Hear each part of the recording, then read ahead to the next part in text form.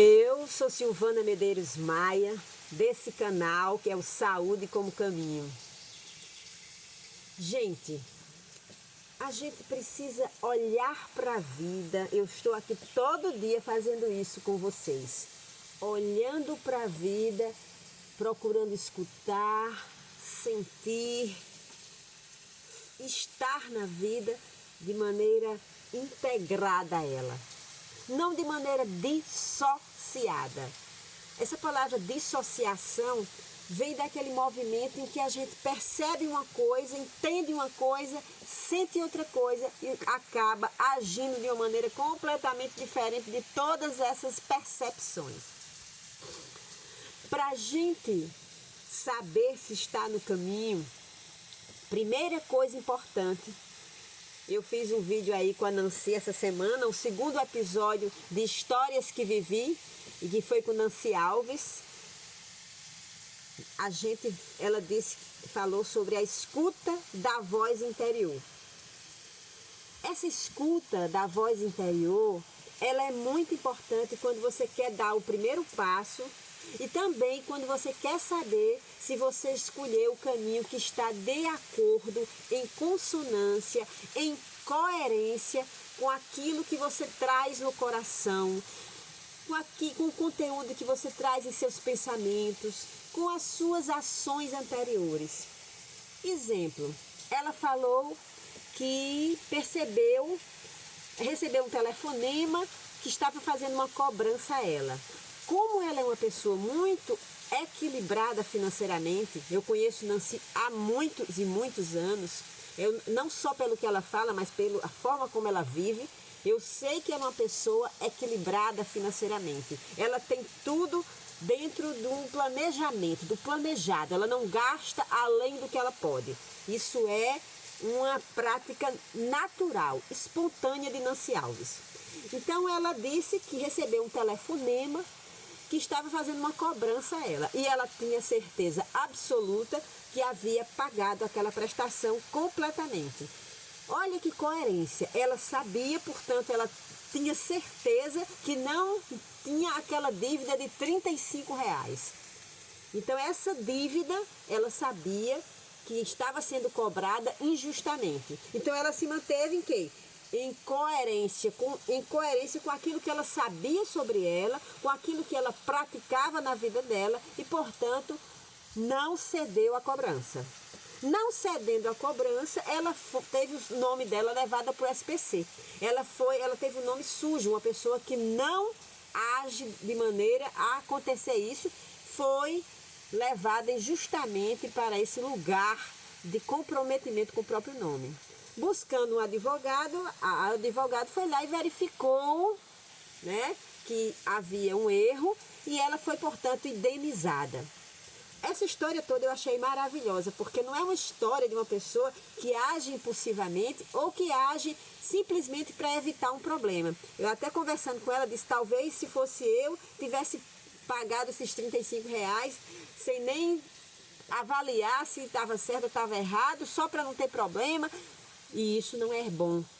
Isso não é bom. Quando a gente cede a uma injustiça, por menor que seja, a gente está atraindo para a nossa vida essa frequência da injustiça. Então, a vida traz pequenas oportunidades para a gente se avaliar, para a gente se refletir se a gente cede ou se a gente se mantém em nosso eixo de coerência. Nosso eixo de compromisso com o que a gente pensa, o que a gente sente e como a gente age. Então ela agiu de uma maneira completamente coerente com o que ela pratica na vida dela. E ela foi de alguma forma beneficiada por isso, porque ela mereceu essa indenização. E aí o segundo passo dela não foi gastar, nós também conversamos sobre isso após a gravação da história. A maior parte das pessoas pega um dinheiro extra e vai gastar de maneira inconsequente. Às vezes vai fazer uma farra, às vezes vai fazer uma viagem como dizer, chegou por acaso, eu vou gastar de qualquer jeito. Nancy não. Nancy traz esse movimento da escuta da voz interior. o que ela pergunta à vida, o que é que ela vai fazer com esse dinheiro que chegou de repente e que não estava assim no planejado, chegou como uma bênção extra. E ela percebeu, ela recebeu a informação da voz interior que aquele dinheiro tinha um propósito. Olha que interessante. E esse propósito também foi respondido depois, que era para ela comprar roupas indianas e começar a vender na casa dela. Isso é fé, isso é confiança, isso é coerência. Que história, né? Que ensinamento a gente tira de tudo isso? Que precisamos ter calma a cada momento da nossa vida e não agir nem de maneira intempestiva, nem de maneira incoerente com aquilo que a gente já sabe. Se eu já sei que eu não devo, por que eu vou ceder a uma cobrança? Se eu já sei que eu estou certa, por que eu vou me encaminhar para o lugar errado? E aí eu vou puxar um pouquinho essa fala para essa ideia do nosso propósito de vida. Você acha que já tem um propósito? Que você já sabe por que está aqui? Que tipo de contribuição você está trazendo aqui para aqueles que estão ao seu redor? Para esse momento em que o mundo, em que a sociedade está passando, em que a terra está passando, o que é que você considera que você é prioridade para você? Estávamos conversando um pouquinho ontem sobre isso no nosso passeio, né? Que eu postei aí no canal. O passeio, nós fizemos uma caminhada, nós fizemos um almoço coletivo, nós cantamos, nós dançamos ciranda. Tudo isso são práticas que levam à integração do nosso ser. Nós precisamos retomar essas práticas de comunhão.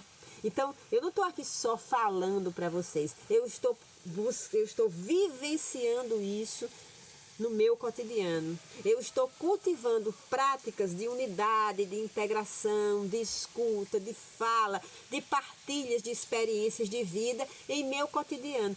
Porque a gente só muda, a gente só transforma a vida se a gente pensa, a gente sente e a gente faz coisas que nos levam para esse lugar. Se a gente fica só estudando a importância da unidade, da comunhão, da integração, e não pratica isso, não abre o seu coração para chegar junto de pessoas e experimentar a prática da comunhão, de comer juntos, de dançar juntos, de conversar sobre as questões íntimas, de maneira a aprender um com a experiência do outro, você está ficando só na mente. E com a mente só não se transforma. A mente é importante para a gente compreender, para a gente perceber o que precisa fazer, como a gente precisa dar, que passos a gente precisa dar para transformar. Mas os passos precisam ser dados.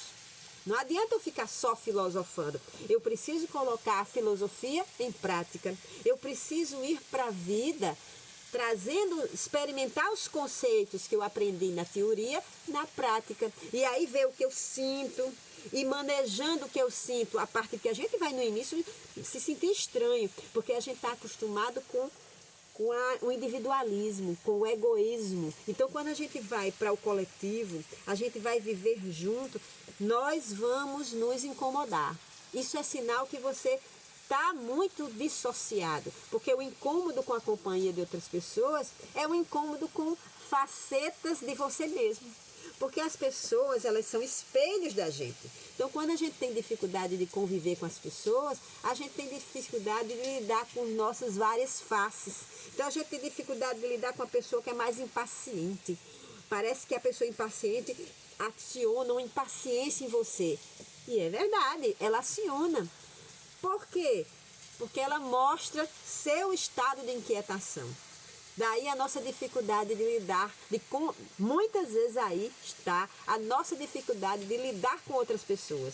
Então a gente se esconde, a gente se protege, a gente passa a maior parte do tempo sozinha ou sozinho, porque a gente não quer não quer se ver, não quer perceber que ainda eu sou uma pessoa que talvez eu seja inquieta, impaciente, intransigente. Então, eu quero me afastar das pessoas, ficar sozinha, para ficar, entre aspas, em paz.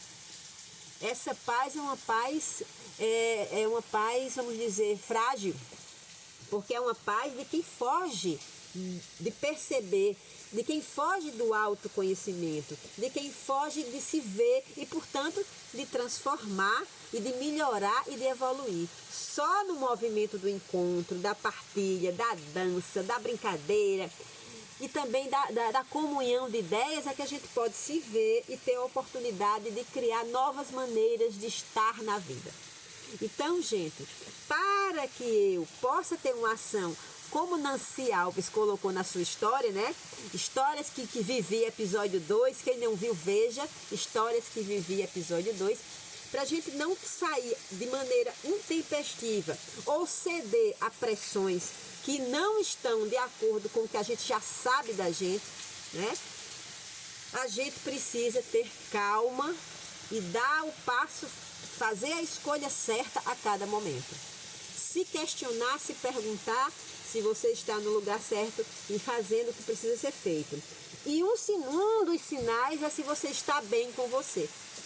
Se quando você faz o que você escolheu fazer, quando você está no exercício do seu propósito, que pode ser qualquer coisa, pode ser uma loja como a de Nancy, pode ser o trabalho de cura de um terapeuta, pode ser o trabalho de escuta de um acompanhante, um trabalho de cuidador, não importa. Um trabalho de limpeza, de faxina, não importa. Se você está no exercício do que você escolheu, do que você pensa que é seu propósito, você vai sentir paz nesse exercício.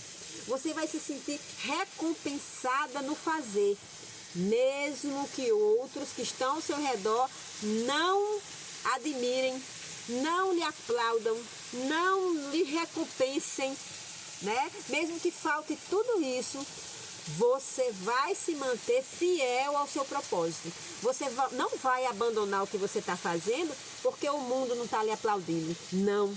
Você vai se aplaudir porque você já sabe que, embora as pessoas não estejam vendo, você está fazendo o que você veio fazer. Você está dando o seu melhor.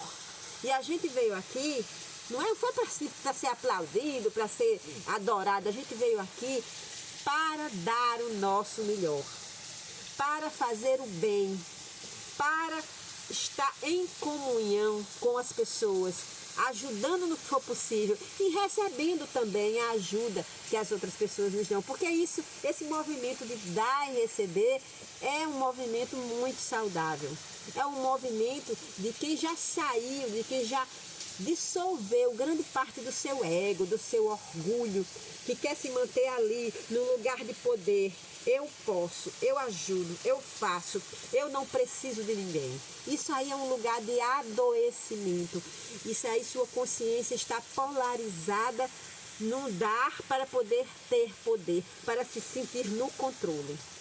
Então, isso é uma doença da consciência. A gente precisa sair dessa doença e é uma doença da nossa sociedade individualista. Então, a gente precisa se mover para um outro lugar, um lugar de humildade, de acolhimento, de entrega, de comunhão, de partilha.